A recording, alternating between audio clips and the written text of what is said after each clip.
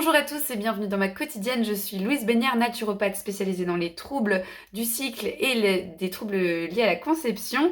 Nous sommes vendredi et le vendredi, je fais une petite vidéo sur un sujet qui me tient à cœur. Et aujourd'hui, nous allons parler de devenir père. Voilà, alors c'est un très très vaste sujet et je n'ai que 3 minutes, mais je voudrais faire la différence, en fait la distinction entre devenir père et devenir mère.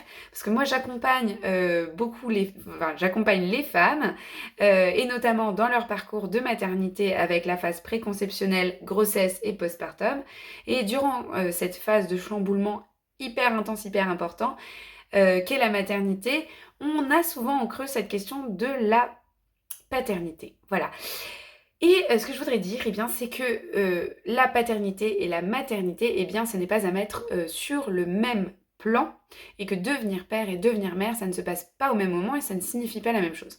Je vais vous expliquer d'un point de vue extrêmement simple. C'est que quand vous voyez une femme avec un gros ventre rentrer dans le bus, vous vous dites la future maman, et vous lui laissez votre place. Si vous voyez un homme rentrer dans le bus, vous ne vous dites pas « Oh, le futur papa ». Non. Et en fait, tout est là. C'est-à-dire qu'on devient mère à partir du moment où le test urinaire marque la présence des bêta-HCG, jusqu'à l'ensemble de tous les phénomènes physiques et physiologiques qui vont conduire à la délivrance du fœtus vivant qu'est l'enfant. Donc on est mère avant tout d'un point de vue physique. Et du coup, on est mère au sens de être mère. C'est un état de fait qu'il va falloir assumer. Voilà. Mais pour le père, c'est fondamentalement différent. L'entrée en fait du père se fait par l'article 56 du Code civil. En premier lieu, le père reconnaîtra l'enfant. C'est un article très fort à plusieurs titres. C'est-à-dire que si la mère met au monde l'enfant, donc lui donne vie le jour, eh bien c'est l'homme qui va le faire entrer en société, en politique par cette reconnaissance paternelle. Et quand il reconnaît l'enfant, le père crée une nouvelle entité que l'on appelle la première cellule du politique, qu'est la famille. Voilà.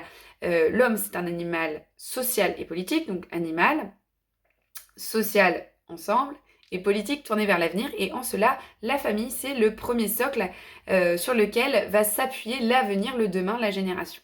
Et par la reconnaissance paternelle, l'homme, par cet acte de volonté où il se reconnaît lui-même être père, indépendamment notamment de la biologie, parce qu'il n'est peut-être pas le père biologique de l'enfant, c'est assez égal, il assume cette première entité politique et il change par là même lui-même en fait de statut. Voilà.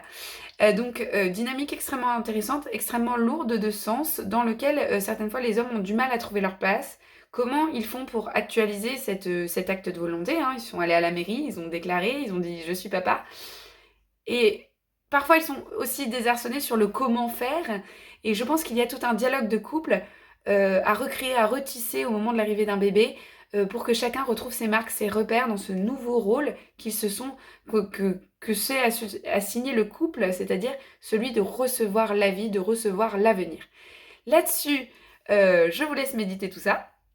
Et on se retrouve lundi matin pour une vidéo concernant la santé des enfants. Je vous souhaite une agréable journée et je vous dis à lundi.